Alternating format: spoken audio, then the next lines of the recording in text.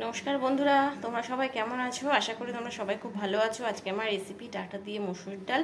তো তোমরা কে কে মসুর ডাল ডাঁটা দিয়ে খাও আমাকে কমেন্ট করে জানিও, আর ভিডিওটাকে লাইক করে দিও আর সাবস্ক্রাইব করে দিও আমার চ্যানেলটাকে।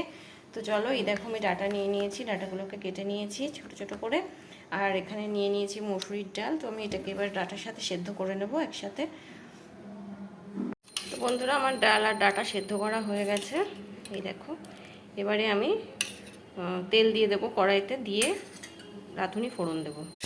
তো এই দেখো, আমি তেল দিয়ে দিয়েছি। এবার দিয়ে দিচ্ছি শুকনো লঙ্কা ফোড়নে, আর দিয়ে দেবো রাঁধুনি।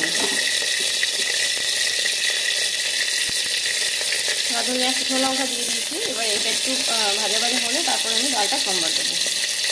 তোমার ফোড়নটা রেডি হয়ে গেছে, এবার আমি ডালটা দিয়ে দিচ্ছি।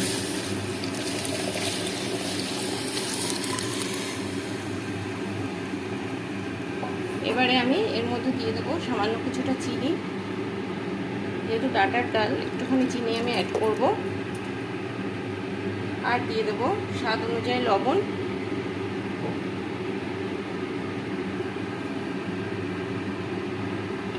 আর দিয়ে দেবো হলুদ।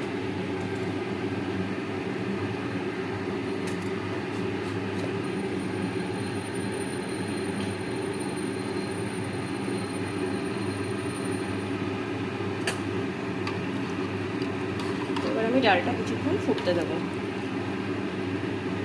তো বন্ধুরা, এই দেখো আমার ডাঁটার ডাল রেডি। তো আমি এটাকে নামিয়ে নিয়েছি।